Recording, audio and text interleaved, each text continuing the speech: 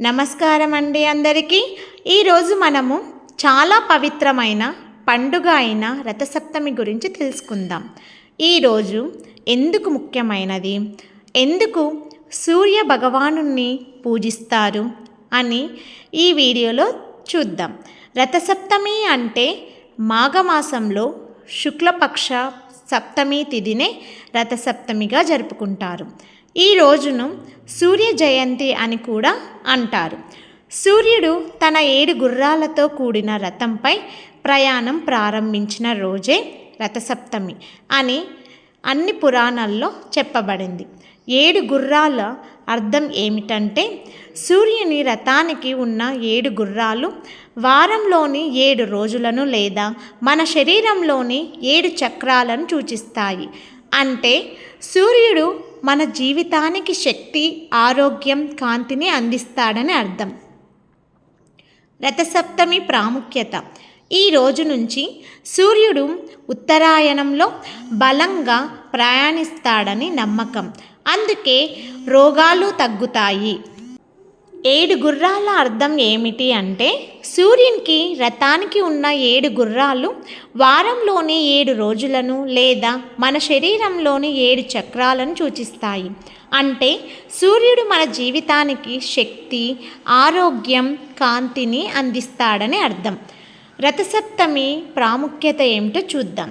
ఈ రోజు నుంచి సూర్యుడు ఉత్తరాయణంలో బలంగా ప్రయాణిస్తాడని నమ్మకం.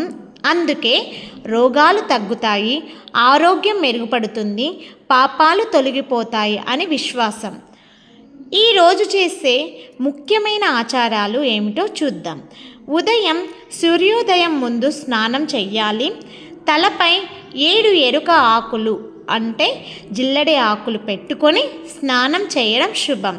సూర్య నమస్కారాలు చెయ్యాలి. సూర్య భగవానుడిని ఆర్ఘ్యం ఇవ్వాలి.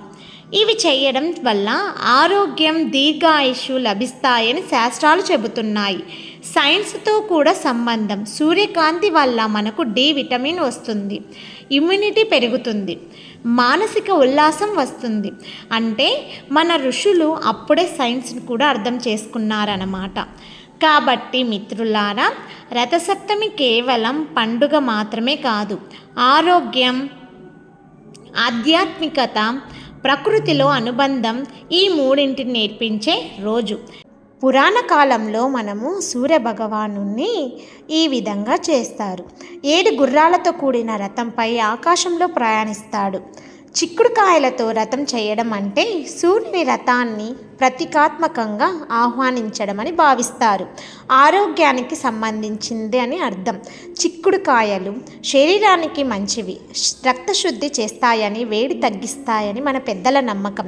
అందుకే ఆరోగ్యం కోరుతూ సూర్య భగవానుడికి చిక్కుడుకాయల రథంతో చేస్తారు. ప్రకృతి దేవుడు కలయిక. రథసప్తమి అంటే ప్రకృతిని గౌరవించే రోజు. చిక్కుడుకాయలు భూమి ఇచ్చిన సహజ ఫలితం. అవి ఉపయోగించి పూజ చేయడం అంటే ప్రకృతిని, సూర్యుడిని ఒకేసారి పూజించినట్లే.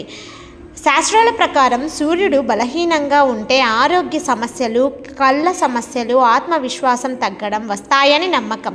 చిక్కుడుకాయల రథం చేసి సూర్య భగవానుడికి నమస్కరిస్తే సూర్యదోషం తగ్గుతుందని విశ్వాసం.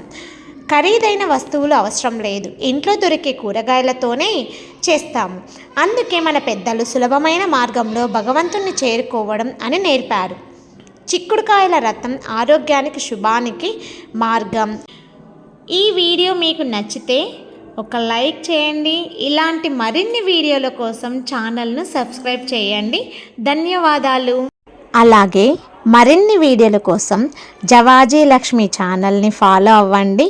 కొంచెం మీరు ఎంకరేజ్ చేస్తే ఇంకా నేను మరిన్ని వీడియోలతో ముందుకు వస్తాను.